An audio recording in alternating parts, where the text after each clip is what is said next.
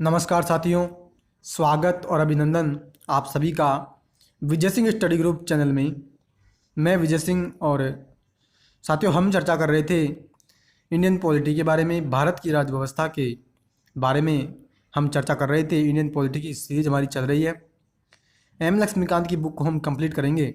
इस सीरीज़ के माध्यम से इंडियन पॉलिटी को हम कंप्लीट करने वाले हैं। तो साथियों हम 7 लेसन इंडियन पॉलिटी के इस बुक के कंप्लीट कर चुके हैं अभी तक। पिछला जो लेसन हमने कंप्लीट किया वो था हमारा मूल अधिकारों से संबंधित इम्पोर्टेंट लेसन था पूरी इंडियन पॉलिटी का। और एग्ज़ाम में ज़रूर से यहाँ से क्वेश्चन बनने की पूरी संभावना रहती है। तो जितने भी व्यूअर्स ने मूल अधिकारों की वीडियो नहीं देखी है, ज़रूर से आप मेरे चैनल पर अलग से प्लेलिस्ट बनी हुई है मूल अधिकार के नाम से, उसमें जाकर के आप पूरी मूल अधिकार देख सकते हैं। पूरी मूल अधिकार की जो वीडियो है सारी आपको उसमें मिल जाएगी। क्लियर है? तो साथियों आज जो हम चर्चा करेंगे वो करेंगे राज्य के नीति निर्देशक तत्वों के बारे में। यानी आज हमारा 8वां नंबर का लेसन इस बुक का स्टार्ट हो रहा है, जिसको कि हम DPSP भी कहते हैं, directive principle of state policy. यानी राज्य के नीति निर्देशक तत्वों के बारे में आज हम डिटेल से चर्चा करेंगे। तो फ्रेंड्स, अभी तक आपने मेरे चैनल को सब्सक्राइब नहीं किया है, आप ज़रूर से मेरे चैनल को सब्सक्राइब कर लें और घंटी का जो बटन है उसके ऑल पर आपको क्लिक करना है ताकि मेरी वीडियो के नोटिफिकेशन आपको मिल जाएंगे। क्लियर? और मित्रों आज की वीडियो अगर पसंद आए तो लाइक करना और ज़्यादा से ज़्यादा दोस्तों में इस वीडियो को शेयर करना है। क्लियर है? तो साथियों देखो हम चर्चा स्टार्ट कर रहे हैं और पहले हम अर्थ समझेंगे कि आखिर राज्य के नीति निर्देशक तत्वों का मतलब क्या होता है। ठीक है, पहले हम इसके मतलब की इसके अर्थ की चर्चा कर लेते हैं। देखो साथियों क्या हुआ कि जब मैंने आपसे चर्चा की थी मूल अधिकारों की, तो मूल अधिकारों में मैंने आपको ये बताया था कि भाग 3 के अंदर संविधान का जो भाग 3 है, यानी संविधान के 22 भाग है टोटल, उसकी मैं चर्चा आपसे कर चुका हूँ। साथ ही संविधान की जो 12 अनुसूचियाँ हैं वो भी मैंने संविधान की विशेषताओं के चैप्टर में करवा दिया था। आपने अगर वो वीडियो नहीं देखी है, संविधान के नाम से प्लेलिस्ट बनी हुई है, उसमें सारी वीडियो आपको मिल जाएगी, ज़रूर से आप उसको देख लीजिएगा। क्लियर? तो मैं ये कहना चाह रहा हूँ कि भाग 3 जो हमारा संविधान का है उसमें हमने मूल अधिकारों की चर्चा की, अनुच्छेद 12 से लेकर के 35 तक। क्लियर? यानी संविधान निर्माताओं ने संविधान के माध्यम से हमको कुछ ऐसे राइट्स, हमें कुछ ऐसे अधिकार प्रदान कर दिए जो हमारे मौलिक अधिकार है। यानी जो हमारे व्यक्तित्व जो है, हमारा जो पर्सनैलिटी है, उस पर्सनैलिटी के चहुमुखी विकास के लिए, यानी हमारे व्यक्तित्व के समग्र विकास के लिए भी आवश्यक होते हैं, जिसमें कि बौद्धिक विकास हो, शारीरिक विकास, मानसिक विकास, राजनीतिक विकास, सभी प्रकार के जो डेवलपमेंट आते हैं वो सभी उसमें आ जाते हैं।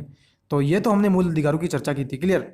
और ये मूल अधिकार जो मैंने आपको बताया था, ये मैंने आपको ये भी बताया था कि ये मूल अधिकार जो है मित्रों न्यायोचित होते हैं। यानी इनका अगर मूल अधिकारों का हनन हो तो मूल अधिकारों के हनन के खिलाफ हम सुप्रीम कोर्ट और हाई कोर्ट में जाकर के उनके खिलाफ याचिकाएँ, उनके खिलाफ रिट दायर करवा सकते हैं, रिट जारी करवा सकते हैं। क्लियर है? ये तो मैंने मूल अधिकारों की आपसे चर्चा की। अब देखो नीति निर्देशक तत्वों का मतलब क्या होता है। यानी ये कुछ ऐसे अधिकार, एक तरह से अगर माना जाए तो ये भी अधिकार है, लेकिन ये न्यायोचित नहीं है मित्रों। यानी इन अधिकारों का अगर हनन हो तो इन अधिकारों के हनन के खिलाफ हम सुप्रीम कोर्ट और हाई कोर्ट जाकर के, जो मैंने आपको 5 प्रकार की रिटें बताई थी, बंदी, प्रत्यक्षीकरण, परमादेश, अधिकार पर्चा, प्रतिषेध और उत्प्रेषण, इन रिटों को हम जारी नहीं करवा सकते। यानी एक तरह से ये अधिकार तो है लेकिन ये न्यायोचित नहीं है। हमने संविधान में केवल इतना कहा है इनके लिए कि राज्य जो होगा ना, कौन? देश। और राज्य शब्द का मैंने आपको कई बार मतलब समझाया है कि पूरे इंडिया के लिए राज्य शब्द का यहाँ पॉलिटी में यूज होता है। तो राज्य जो होगा वो उसका एक कर्तव्य होगा। हमने संविधान में क्या बोला?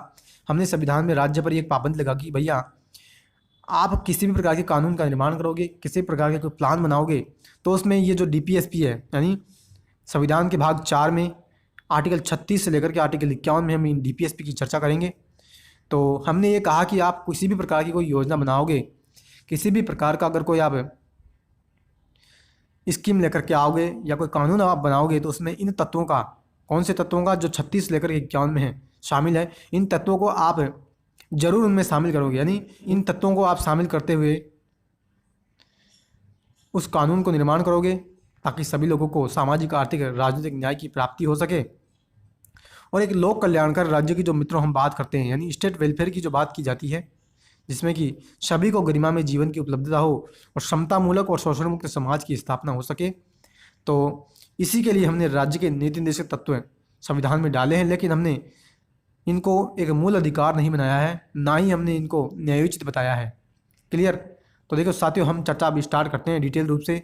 और क्या कहता है, देखो कहता है राज्य नीति के निर्देशक तत्वों का, कहता है कि राज्य नीति के निर्देशक तत्वों का उल्लेख संविधान के भाग 4 के आर्टिकल 36 से लेकर के 51 तक में किया गया है। बिल्कुल सही बात है, मैंने आपके साथ अभी चर्चा भी की कि संविधान का भाग जो 4 है उसमें आर्टिकल 36 से लेकर के आर्टिकल 51 तक, आर्टिकल 36 से आर्टिकल 51 तक मित्रों, आर्टिकल 36 से 51 तक हमने डीपीएसपी की चर्चा की है। कहता है संविधान निर्माताओं ने इसको आयरलैंड के संविधान से ग्रहण किया है। बिल्कुल सही बात है, मूल अधिकार हमने अमेरिका से लिए थे और डीपीएसपी जो हमने लिए वो लिए आयरलैंड से। ठीक है। संविधान के जो स्रोत हैं वो भी मित्रों मैंने संविधान की विशेषताओं में आपको करवा दिया था। संविधान के स्रोत मतलब कौन कौन से प्रोविजंस, कौन कौन से उपबंध, कौन कौन से प्रावधान हमने भारतीय संविधान में ग्रहण किए हैं विदेशी देशों से, यानी विदेशों के संविधान से हमने कौन कौन से प्रावधान हमारे इंडिया के संविधान में ग्रहण किए, उसी को हम क्या कहते हैं, संविधान के स्रोत। तो वही बात यहाँ पे कह रहे हैं कि आयरलैंड से हमने डीपीएसपी को भारत के संविधान में ग्रहण किया है।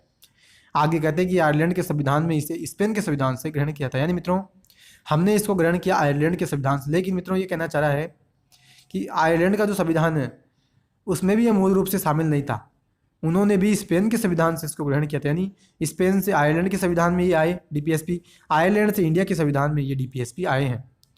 क्लियर है। आई होप कि आपको यहाँ तक की बात अच्छी प्रकार से समझ आई। और आगे मित्रों क्या कहता है कि मूल अधिकारों के साथ निर्देशक तत्व संविधान की आत्मा एवं दर्शन है। ग्रेनविल ऑस्टिन ने क्या कहा इनके लिए कहा कि डीपीएसपी और अधिकार जो है संविधान की मूल आत्मा है। यानी DPSP directive principle of state policy निर्देशक तत्व जो कि 36 से 51 में शामिल हैं और 12 से 35 में जो मूल अधिकार शामिल है, इन दोनों को मिलाकर के इस व्यक्ति ने क्या कहा, इन्होंने ये कह दिया कि ये संविधान की मूल आत्मा और संविधान के दर्शन हैं। क्या कहा, संविधान की मूल आत्मा तो इसने कहा है और निर्देशक तत्व और मूल अधिकारों को हमने संविधान की आत्मा और दर्शन भी कहा है। क्लियर। आई होप कि आपको यहाँ तक की बात समझ में आई। अब फ्रेंड्स बहुत इंपॉर्टेंट जो हम चर्चा करने वाले हैं वो करेंगे कि निर्देशक तत्वों की विशेषताएं क्या क्या है, क्या इनकी जो विशेषताएं हैं, कैरेक्टरिस्टिक्स की हम चर्चा करने वाले हैं।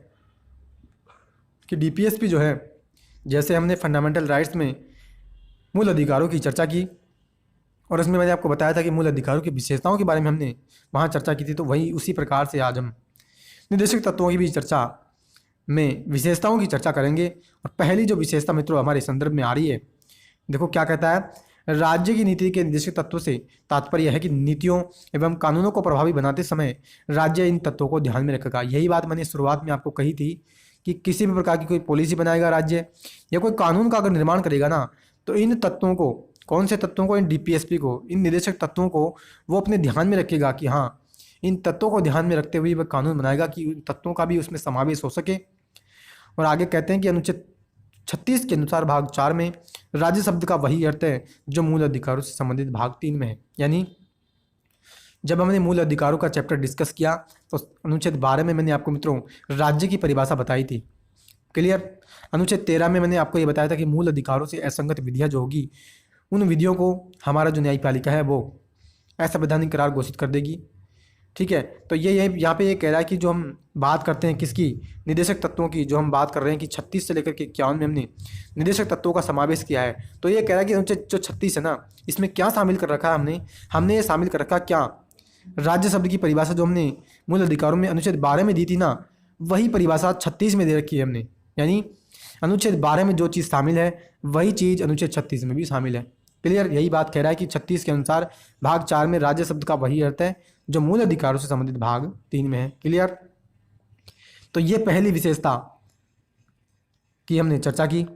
दूसरी विशेषता देखो क्या कहता है, दूसरी विशेषता ये कहता है कि निर्देशक तत्वों का उद्देश्य जो है, पर्पज क्या है, यानी इनका उद्देश्य क्या है, लोक कल्याणकारी राज्य यानी स्टेट वेलफेयर का निर्माण करना है, न कि पुलिस राज्य का जो उपनिवेश काल में था।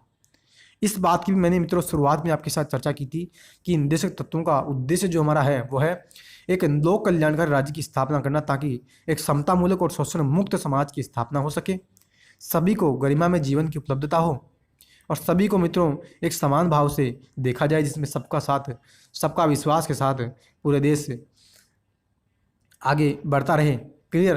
तो यही बात यहाँ पे कह रहे हैं कि हम इन निदेशक तत्वों को शामिल करके ये बताना चाहते हैं कि हम एक लोक कल्याणकारी राज्य की स्थापना करेंगे, जिसमें कि सभी को समान अवसर उपलब्ध हो, अर्थात आर्थिक और सामाजिक लोकतंत्र की स्थापना करना ही हमारे निदेशक तत्वों का मूल उद्देश्य है। क्या कह रहा है?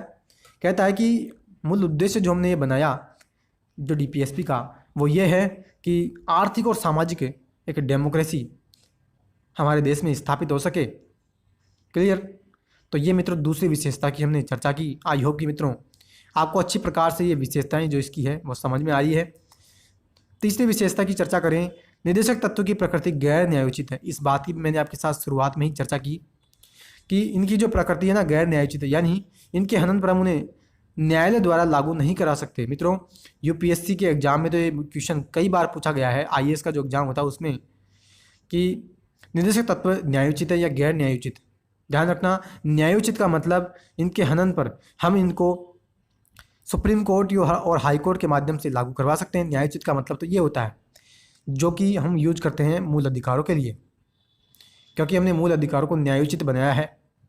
जबकि निदेशक तत्व जो है मित्रों, इनको क्या निदेशक तत्व जो है मित्रों, इन निदेशक तत्वों को हमने गैर न्यायोचित बनाया है, यानी हमने इनको ये नहीं बनाया कि अगर कोई व्यक्ति के ये जो हमने निदेशक तत्व डाले 36 से 51 में, ये अगर राज्य इनको पूरा नहीं करता तो कोई व्यक्ति इनको लागू करवाने के लिए सुप्रीम कोर्ट या हाई कोर्ट में नहीं जा सकता, अर्थात उनके हनन पर हम न्यायालय के द्वारा इनको लागू नहीं करा सकते। अतः सरकार, चाहे केंद्र की सरकार हो या राज्य की या स्थानीय, इन्हें लागू करने के लिए बाध्य नहीं है। बिल्कुल सही बात है, इनको लागू करने के लिए इन्हें बाध्य नहीं बनाया है कि आप इनको लागू ही करो। क्योंकि मित्रों जब हम चर्चा करेंगे डीपीएसपी की 36 से लेकर के 51 में पूरे डिटेल रूप से एक एक डीपीएसपी की, तब मैं आपको ये बताऊंगा कि अगर राज्य इन डीपीएसपी को लागू करे ना तो उसको अपने पास बहुत सारा पैसा चाहिए इन डीपीएसपी को लागू करवाने के लिए, क्योंकि इसमें विभिन्न प्रकार के हमने उपबंध किए हैं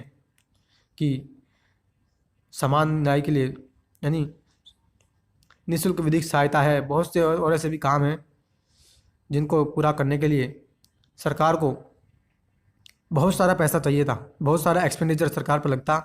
इस कारण से मित्रों हमने इनको गैर न्यायोचित बनाया है, यानी इस कारण मित्रों हमने इसको क्या बनाया, हमने इसको बाध्य नहीं बनाया कि आप इनको लागू ही करो, क्योंकि इनको लागू अगर किया जाता तो बहुत सारा पैसा सरकार को चाहिए था और सरकार के पास इतना पैसा नहीं होता। क्लियर। तो ये मित्रों तीसरी विशेषता हमने इसकी चर्चा की। नेक्स्ट विशेषता देखो क्या कहता है, आर्टिकल 35 में कहा गया है कि निदेशक तत्व देश के शासन में मूलभूत हैं और विधि बनाने में इन तत्वों को लागू करना राज्य का कर्तव्य होगा। क्या आर्टिकल 35 में हमने ये बात कह दी कि हमारे देश में जो शासन चलाया जाएगा उसमें ये तत्व जो है मूलभूत है, यानी इन तत्वों को शामिल करना तो मूलभूत है, इन तत्वों को शामिल करना ही होगा। और कानून अगर हम बनाएंगे तो इन तत्वों को लागू करना राज्य का ये कर्तव्य होगा, राज्य की ये ड्यूटी बनेगी कि आप किसी भी प्रकार के, अगर किसी भी प्रकार का लॉ आप बनाते हो, कोई एक्ट आप बनाते हो, तो इसमें इन तत्वों को शामिल करो ताकि सभी लोगों को एक समान न्याय मिल सके। क्लियर। तो ये मित्रों निदेशक तत्वों की विशेषताओं की हमने चर्चा की। आई होप कि विशेषताओं के बारे में आपको अच्छी प्रकार से समझ आया। मित्रों अगर वीडियो पसंद आ रही है तो प्लीज़ वीडियो को लाइक करना, ज़्यादा से ज़्यादा दोस्तों में आप इसको शेयर करना है। और मित्रों अभी तक भी आपने चैनल को सब्सक्राइब नहीं किया है, आप ज़रूर से मेरे चैनल को सब्सक्राइब कर लें और घंटी का जो बटन है उसके ऑल पर आपको क्लिक करना है। क्लियर। अब साथियों हम चर्चा कर रहे हैं निदेशक तत्वों के वर्गीकरण के बारे में। क्या निदेशक तत्वों का वर्गीकरण हम करेंगे? देखिए वैसे तो संविधान ने इन तत्वों का वर्गीकरण यानी क्लासिफिकेशन इनको क्लासीफाई नहीं किया कि ये कौन से तत्व समाजवाद में आएंगे या कौन से तत्व गांधीवादी सिद्धांत है, लेकिन हमने इनकी दशा और दिशा के आधार पर मित्रों क्या किया, इनका वर्गीकरण कर दिया कि कुछ तत्व ऐसे हैं जो गांधीवादी विचारधारा से मिलते हैं, कुछ ऐसे हैं जो समाजवादी विचारधारा से मिलते हैं। तो हम चर्चा देखो कर रहे हैं। देखो क्या कहता है, संविधान में निदेशक तत्वों का वर्गीकरण नहीं किया। बिल्कुल सही बात है, इसकी मैंने चर्चा की, लेकिन इनकी दशा और दिशा के आधार पर इन्हें हम 3 श्रेणियों में बांट सकते हैं। कौन कौन से? समाजवादी सिद्धांत, गांधीवादी सिद्धांत यानी समाजवादी विचारधारा से संबंधित रखने वाले समाजवादी सिद्धांत, गांधीवादी विचारधारा से रखने वाले गांधीवादी सिद्धांत, और उदार बुद्धिजीवी यानी जो विवेक से संबंधित बुद्धि से संबंधित जो संबंध रखते हैं उनको उदार बुद्धिजीवी विचारधारा सिद्धांतों में हमने इनको बांट दिया। और देखो नेक्स्ट क्या कहता है, कहता है पहला जो समाजवादी सिद्धांत है, यानी जो लोकतांत्रिक समाजवाद का खाका खींचेंगे, यानी ऐसे सिद्धांत जो ऐसा बताएंगे कि हाँ ये लोकतांत्रिक समाजवाद को दर्शाते हैं, तो उन सिद्धांतों को हमने समाजवादी सिद्धांत कहा है। पहला है, ये है हमारा सिद्धांत, हम यानी इनका वर्गीकरण कर रहे हैं। देखिए संविधान में इनका कोई वर्गीकरण नहीं किया गया, ध्यान रखना। हमने तो उनकी दिशा के आधार पर, दशा के आधार पर हमने ही खुद इनका वर्गीकरण किया है। क्लियर। क्या कहता है ये सिद्धांत, लोकतांत्रिक समाजवादी राज्य का खाका खींचते हैं जिनका लक्ष्य सामाजिक एवं आर्थिक न्याय प्रदान करना है। यह राज्य को निर्देश देते हैं कि, यानी क्या कहता है, ये कहता है कि ये सिद्धांत जो है लोकतांत्रिक समाजवाद स्थापित हमारे देश में हो तो उसका ये एक खाका खींचते हैं, यानी उसकी एक रूपरेखा बनाते हैं जिसमें कि इनका लक्ष्य हमारा है सामाजिक और आर्थिक न्याय प्रदान करना, इनका लक्ष्य है। और ये जो समाजवादी सिद्धांत है ना मित्रों, ये राज्य को क्या निर्देश दे रहे हैं, ये राज्य को ये कह रहे हैं। अब देखो मित्रों, यहाँ से हमारे एक एक जो डीपीएसपी है वो हम डिटेल रूप से चर्चा स्टार्ट कर रहे हैं। ध्यान से सुनिएगा, एक एक निर्देशक तत्वों की हम डिटेल रूप से चर्चा कर रहे हैं। और देखो क्या कहता है, कहता है लोक कल्याण की अभिवृद्धि के लिए सामाजिक, आर्थिक और राजनीतिक न्याय द्वारा सामाजिक व्यवस्था सुनिश्चित करना। क्या कि एक जो लोक कल्याण की हम बात करते हैं, यानी लोक कल्याणकारी राज्य की जो हम बात कर रहे थे, स्टेट वेलफेयर की, कि डीपीएसपी का उद्देश्य ये होता है कि एक लोक कल्याणकारी राज्य की स्थापना हो। तो वही बात यहाँ पे वापस से कर रहे हैं कि एक लोक कल्याण है उसको बढ़ावा मिले, उसके लिए हम क्या करेंगे, हम करेंगे सामाजिक, आर्थिक और राजनीतिक न्याय। क्या सामाजिक, आर्थिक और राजनीतिक न्याय के द्वारा हम सामाजिक व्यवस्था सुनिश्चित करेंगे, यानी ऐसे न्याय हम प्रदान करेंगे जिसमें सभी को सामाजिक न्याय हो, यानी सामाजिक कारणों के आधार पर किसी के साथ भेदभाव न हो, जिसमें हम धर्म, जाति, लिंग की बात करते हैं। आर्थिक कारणों के आधार पर और राजनीति में भी मित्रों प्रत्येक व्यक्ति के साथ किसी भी प्रकार का डिस्क्रिमिनेशन, भेदभाव न हो, तो उसकी वृद्धि के लिए हम क्या करते हैं, ये न्याय प्रदान करते हैं। और उसमें भी न्याय के माध्यम से हम क्या करते हैं, आय में, प्रतिष्ठा और सुविधाओं और अवसरों की असमानता को समाप्त हम करना चाहते हैं। यानी मित्रों क्या कर रहा है कि सभी लोगों में आय के स्तर पर या सम्मान के स्तर पर या सुविधाओं या जितने भी हम उनको अवसर उपलब्ध कराते हैं तो उनमें किसी भी प्रकार की इनइक्वलिटी यानी असमानता न हो। ये बात किस में की जाती है, 38 में। यानी सीधी सी बात यह है कि हम समान न्याय की यहाँ पे बात करते हैं, सभी को समान न्याय मिले और किसी भी प्रकार की जो असमानताएं होती हैं, जो भेदभाव होता है ना, वो भेदभाव न हो। तो ये 38 में हम बात करते हैं। क्लियर। नेक्स्ट देखो क्या कहता है, राज्य से ये बात करता है कि ये सुरक्षित करना, यानी राज्य किसको सुरक्षित करेगा, सभी नागरिकों को जीविका के पर्याप्त साधन प्राप्त करने का अधिकार, यानी भारत के सभी नागरिकों को ऐसे साधन मिले जिससे कि वे अपनी आजीविका जो है वो अच्छे प्रकार से चला सकें। तो ये अधिकार राज्य सुनिश्चित करेगा, सुरक्षित करेगा लोगों का। दूसरा, धन और उत्पादन के साधनों का संकेंद्रण को रोकना, यानी जो हम बात करते हैं कि लोग बहुत सारे पैसा जब आ जाता है तो जमा कर लेते हैं, और उत्पादन के जितने भी साधन होते हैं तो उनका संकेंद्रण को रोकना, यानी जो कालाबाजारी जो की जाती है और जो जमाखोरी जो की जाती है, उस जमाखोरी को रोकना हमारा उद्देश्य है, ताकि सभी लोगों को सभी अवसर उपलब्ध हो सके, सभी वस्तुओं की उपलब्धता हो।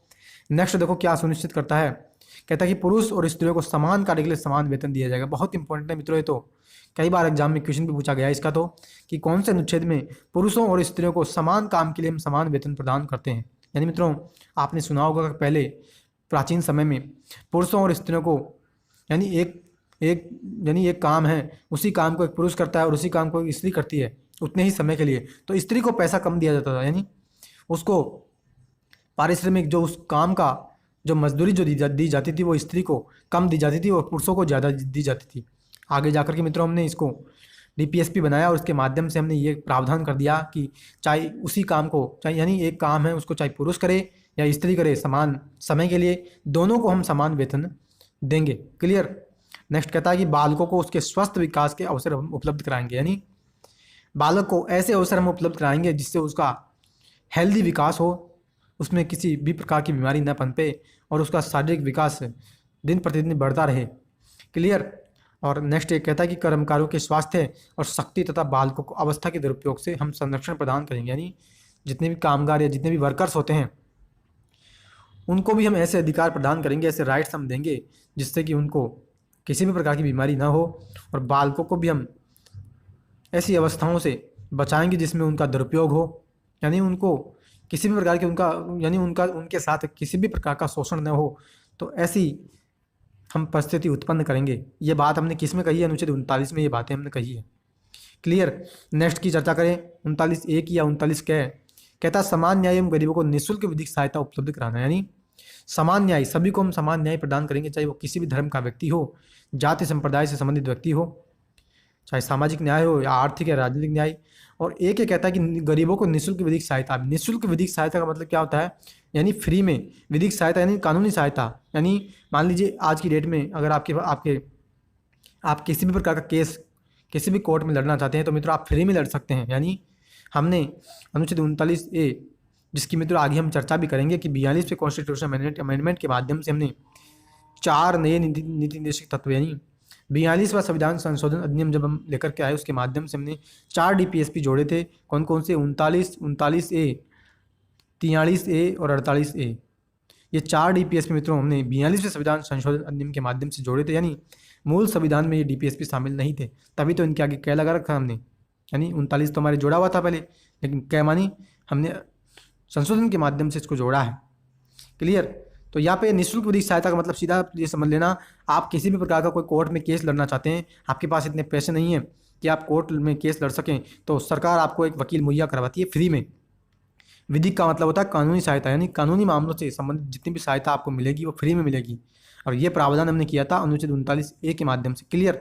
आई होप कि मित्रों आज की सारी बातें आपको अच्छे प्रकार से समझ आ रही है। नेक्स्ट की चर्चा करें। कहता काम पाने के, शिक्षा पाने के और बेकरी, बुढ़ापा, बीमारी और निःशक्तता की दशाओं में लोक सहायता पाने के अधिकार को संरक्षित करना। यानी मित्रों 41 क्या कहता है? 41 ये कहता है कि अगर कोई व्यक्ति विकलांग है, निःशक्त जन है, तो उसको लोक सहायता, यानी जो हम आपने सुना होगा कि विकलांगों को, दिव्यांगों को जो हम बात करते हैं किसकी, पेंशन जो मिलती है, ठीक है, बूढ़े लोगों को जो पेंशन मिलती है वो इसी अनुच्छेद के अंतर्गत गिनी जाती है, आर्टिकल 41 में, जो कि डीपीएसपी है।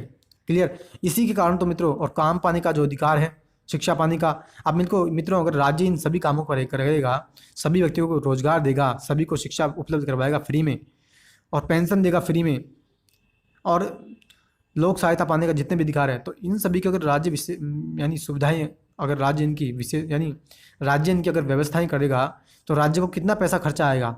ठीक है। इसी कारण से मित्रों हमने इनको गैर न्यायोचित और साथ ही साथ हमने इनको बाध्य नहीं बनाया था कि राज्यों को इनको लागू करना ही होगा, क्योंकि बाध्य अगर हम बना देते तो राज्य को पैसा बहुत खर्च करना पड़ता। क्लियर। इसी कारण से हमने इनको बाध्य नहीं बनाया। नेक्स्ट की चर्चा करें। आर्टिकल 42 कहता है कि काम की न्यायसंगत और मानवोचित दशाओं का तथा प्रसूति सहायता का प्रबंध करना। यानी जितनी भी जो महिलाएं, गर्भवती महिलाएं जो होती है, जब उनकी डिलीवरी होती है, तो डिलीवरी के समय मित्रों उनको आपने सुना होगा कि उनको पैसे जो दिए जाते हैं डिलीवरी के, तो उसी को हम क्या कहते हैं? प्रसूति सहायता। और न्याय संगत और मानवोचित दशाओं में भी जो हम सहायता उपलब्ध कराते हैं, उसका भी आर्टिकल 42 में हम बात करते हैं, ये भी पैसों से संबंधित मामला हो गया। क्लियर। तो इस कारण से इनकी अगर हम व्यवस्थाएं करते, राज्य के द्वारा इनकी व्यवस्थाएं की जाती, तो उनको बाध्य हम कर देते, तो बहुत सारा पैसा राज्य को खर्च करना पड़ता। नेक्स्ट की चर्चा करें। आर्टिकल 43 की कहता है कि सभी कर्मचारियों के लिए निर्वाह मजदूरी, श्रेष्ठ जीवन स्तर और सामाजिक और सांस्कृतिक अवसर हम उपलब्ध कराएंगे। यानी सभी कर्मचारियों को ऐसी मजदूरी हम देंगे, इतना तो वेतन उनको देंगे ही देंगे जिससे उनका जीवन यापन हो सके, और अच्छे प्रकार से वो श्रेष्ठ जीवन स्तर, यानी अच्छा वो जीवन स्तर जी सके, एक लेवल प्लेइंग फील्ड हम उनके लिए बनाएंगे, और सांस्कृतिक अवसर भी हम उनको उपलब्ध करवाएंगे। क्लियर। नेक्स्ट की चर्चा करें। आर्टिकल 43 क्या की, जिसकी मैं आपसे चर्चा भी कर रहा था कि 42वें संविधान संशोधन के माध्यम से इसको जोड़ा है। क्या कहता है? उद्योगों के प्रबंधन में कर्मकारों के भाग लेने के लिए हम कदम उठाएंगे। यानी उद्योगों का जितने भी जो इंडस्ट्रीज है उनका जब मैनेजमेंट करेंगे, तो उसमें हम ऐसे कुछ कदम भी उठाएंगे जिससे कि उसमें जो काम करने वाले जो वर्कर्स हैं वो भी उसमें भाग ले सके। यानी किसी भी प्रकार का उद्योग हम लगाएंगे तो उसमें हम उसको, यानी एक चीज़ को जो हम ध्यान में रखेंगे वो ये रखेंगे कि वर्कर जो होंगे उसमें काम कर सकें, तो इनके लिए हम ज़रूर कदम उठाएंगे ताकि उनको रोजगार मिल सके। नेक्स्ट की चर्चा करें। आर्टिकल 47 कहता है कि पोषण स्तर और जीवन स्तर को ऊंचा करना, लोक स्वास्थ्य का सुधार करना। यानी बच्चों के जब पोषण की हम बात करते हैं और जीवन स्तर भी उनका ऊंचा हो, बच्चे कुपोषित न रहें, और लोक स्वास्थ्य, पब्लिक हेल्थ जो है वो भी बढ़ती रहे, तो इसके लिए हम जो प्रावधान करते हैं आर्टिकल 47 में करते हैं, और विभिन्न प्रकार की जो योजनाएं आप देखते हैं, स्वास्थ्य से संबंधित जितनी भी योजनाएं हम लेकर के आते हैं वो सभी आर्टिकल 47 के तहत ही मित्रों लाई जाती है। और जो पोषण भारत अभियान जो चला था वो भी आर्टिकल 47 के अंतर्गत हम इसमें इसको गिनते थे। यानी मित्रों ये सिद्धांतों की जो चर्चा की थी हमने अभी अपनी वो सिद्धांत है समाजवादी सिद्धांत, यानी एक समाजवाद का सादा खाका खींचते हैं कि राज्य जो है वो सभी के लिए विभिन्न व्यवस्थाएं विभिन्न प्रबंध करता है। अब हम गांधीवादी सिद्धांतों की बात करेंगे, यानी ऐसे सिद्धांत जो गांधी जी की विचारधारा से प्रभावित थे। क्लियर? क्या कहता है ये सिद्धांत गांधीवादी विचारधारा पर आधारित हैं। गांधी जी के सपनों को साकार करने के लिए उनके कुछ विचारों को हमने किसमें शामिल किया? निर्देशक तत्वों में। और ये सिद्धांत राज्य से ये अपेक्षा करेंगे, यानी ये राज्य से आशा करते हैं कौन से, कि राज्य क्या करेगा? ग्राम पंचायतों का गठन करेगा, उन्हें आवश्यक शक्तियाँ प्रदान करेगा और स्वयं सरकार की इकाई के रूप में काम करने के लिए उनको पावर भी प्रदान करेगा। यानी पहली बात इंपॉर्टेंट मैं आपसे कर लूँ, देखिए गांधीवादी सिद्धांत गांधी जी के सिद्धांत, गांधी जी की जो विचारधारा थी, जो राम राज्य की विचारधारा थी, उस पर आधारित है। क्लियर? और ये सिद्धांत राज्य से ये आशा रखते हैं कि राज्य क्या करेगा? ग्राम पंचायतों का गठन करेगा। क्लियर? साथ ही साथ ग्राम पंचायतों को शक्तियाँ प्रदान करेगा जिससे कि वो स्थानीय सरकार के रूप में काम कर सके। और ये जो प्रावधान हम करते हैं आर्टिकल 40 के माध्यम से करते हैं। क्लियर?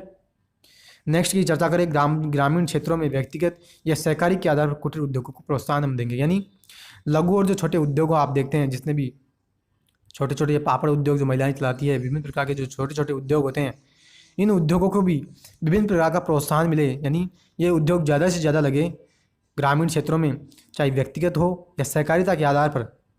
तो इनको प्रोत्साहन देने के लिए हम प्रावधान करेंगे आर्टिकल 43 के माध्यम से। नेक्स्ट की चर्चा करें तो देखिए क्या कहता है कि सहकारी समितियों के स्वैच्छिक गठन, सहकार स्वायत्त संचालन, लोकतांत्रिक नियंत्रण तथा व्यावसायिक प्रबंधन को बढ़ावा देना। क्लियर? लोकतांत्रिक यहाँ पे नियंत्रण है मित्रों, यहाँ पे टाइपिंग मिस्टेक। देखिए सहकारी समितियों के स्वैच्छिक गठन, अब देखिए ये आर्टिकल 43 जो बी है ना, इसको भी हमने 97वां संविधान संशोधन नियम 2011 में आया था, उसके माध्यम से हमने इसको डीपीएसपी में जोड़ा था। यानी ये सिद्धांत जो था ये भी हमारे मूल संविधान में शामिल नहीं था। मूल संविधान का मतलब जब हमने हमारे संविधान को 26 नवंबर 1949 को अपनाया, उस दिन हमारे संविधान में ये प्रावधान शामिल नहीं था सहकारी समितियों से संबंधित, लेकिन आगे जाकर के संशोधन अधिनियम के माध्यम से हमने इसको जोड़ा है। क्लियर? यानी जिनके भी आगे ए, बी या सी जो लगा हुआ है ये बाद में जोड़े गए हैं। क्लियर? तो क्या कहता है, सहकारी समितियों का हम स्वैच्छिक गठन करेंगे, यानी सहकारी जो समितियाँ होती हैं, कोऑपरेटिव जो सोसाइटीज होती हैं, उनको गठन करने के लिए हमने संविधान में संशोधन किया। ठीक है? साथ ही साथ हमको उनको शक्तियाँ भी हम उनको देंगे ताकि वो अपनी सहकारी समितियों को चला सके, उनका मैनेजमेंट कर सके। क्लियर है? आई होप कि मित्रों आज की बातें सारी आपको अच्छे प्रकार से समझ आ रही है। आगे हम चर्चा करें, कहता है अनुसूचित जाति और जनजाति और समाज के जो कमज़ोर वर्ग हैं उनके शैक्षणिक और आर्थिक हितों को प्रोत्साहन और सामाजिक अन्याय एवं शोषण से हम सुरक्षा उनको प्रदान करेंगे।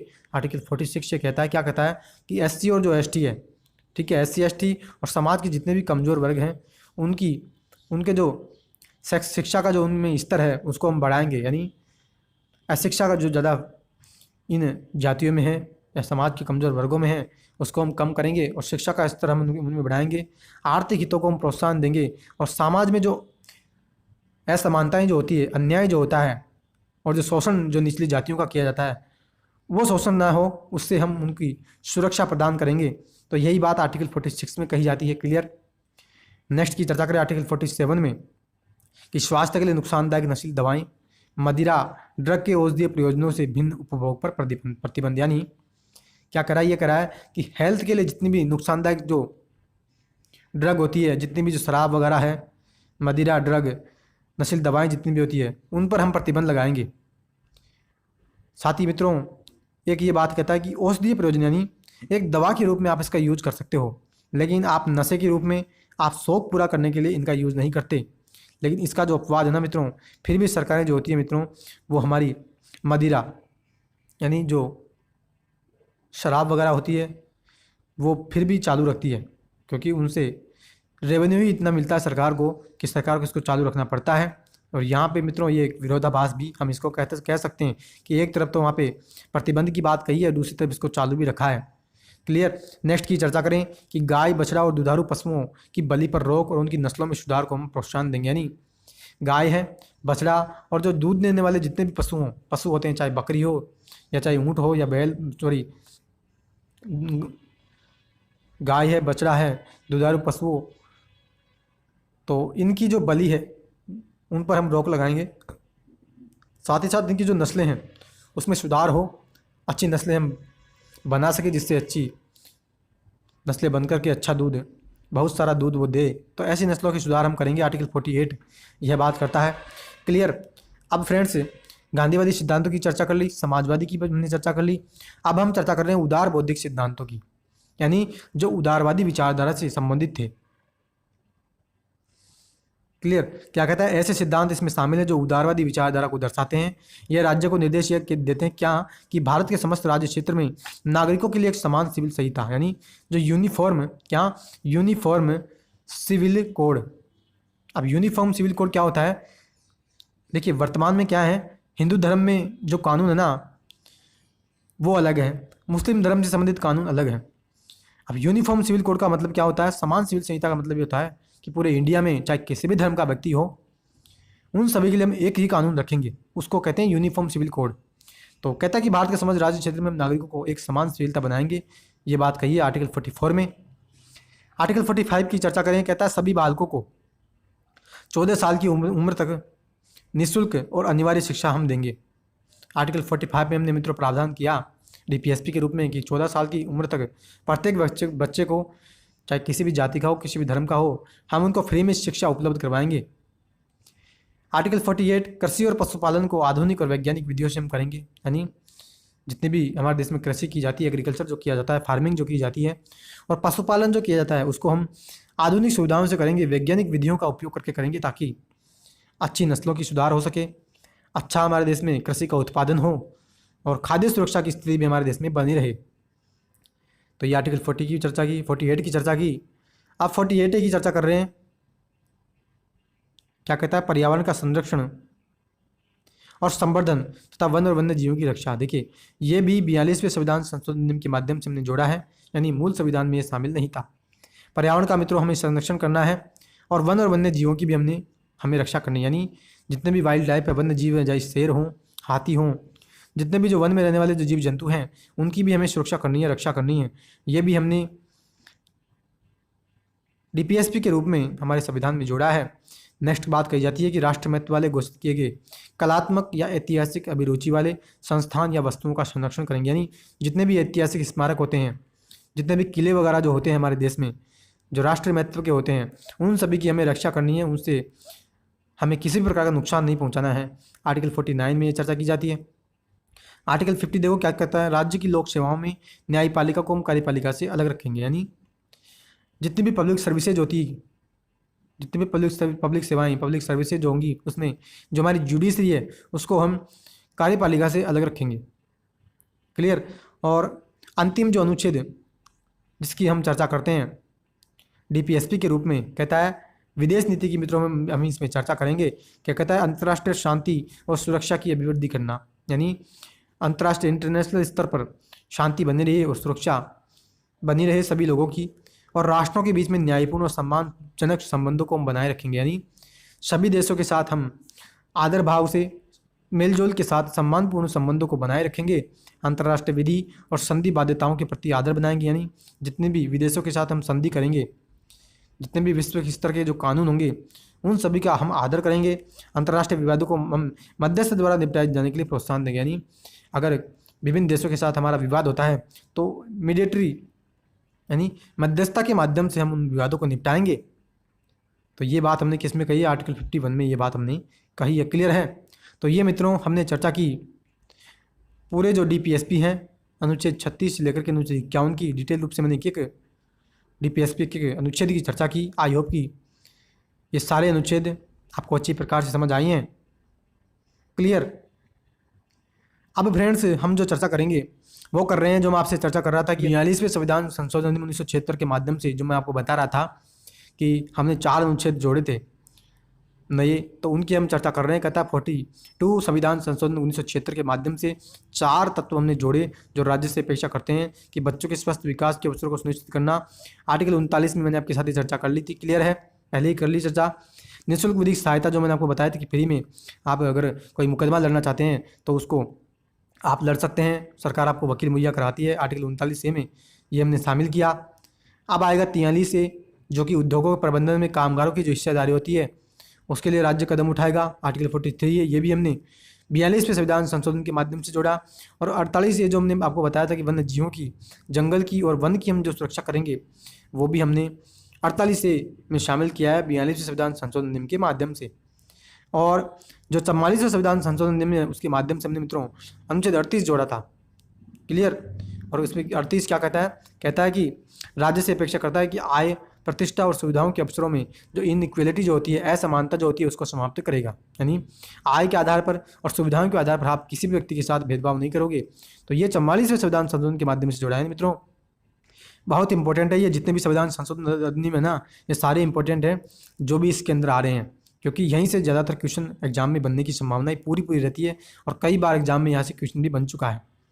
और मित्रों ये जो 86वां संविधान संशोधन ये तो बहुत इंपॉर्टेंट है क्योंकि शिक्षा से संबंधित है। और इसमें देखो क्या कहता है, आर्टिकल 45 की विषय वस्तु को हमने इसके माध्यम से बदला था 86वें संविधान संशोधन के माध्यम से। और हमने क्या कहा था, हमने कहा कि प्राथमिक शिक्षा को आर्टिकल 21 के तहत हमने मूल अधिकार बनाया।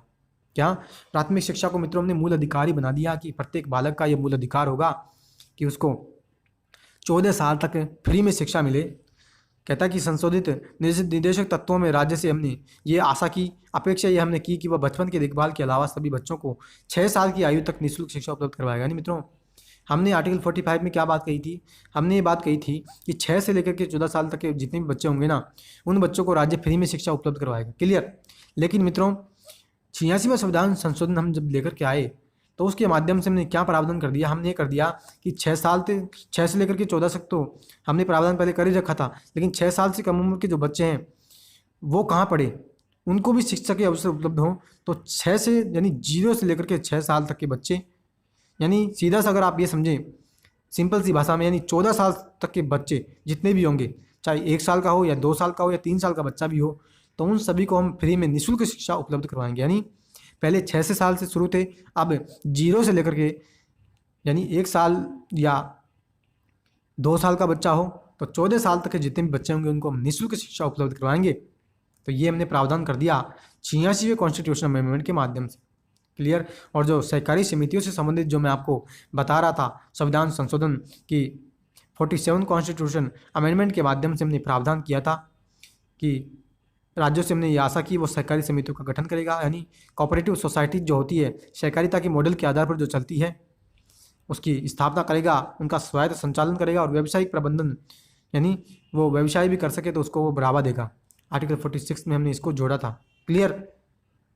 तो ये मित्रों आज हमने चर्चा की सारे डीपीएसपी की, डीपीएसपी का अर्थ क्या होता है उसकी मैंने आपके साथ डिटेल रूप से चर्चा की। क्यों हमने डीपीएसपी को राज्य सरकारों राज्य के लिए हमने क्यों डीपीएसपी को बाध्य नहीं बनाया उसकी भी मैंने आपके साथ चर्चा की। विशेषताओं की हमने चर्चा की और जितने भी डीपीएसपी थे अनुच्छेद 36 से लेकर के 51 में उसकी चर्चा की।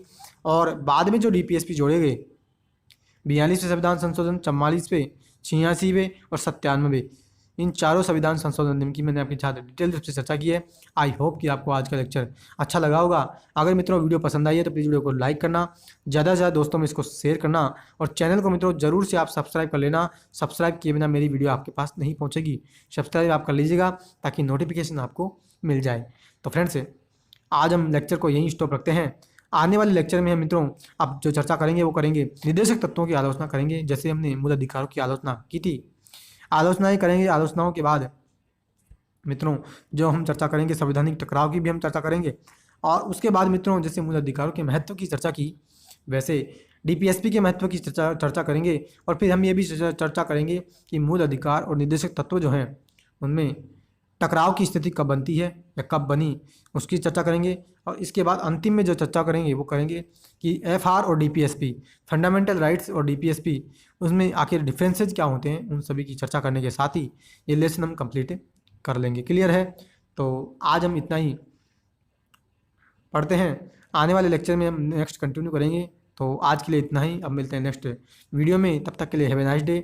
जय हिंद, जय भारत, वंदे मातरम।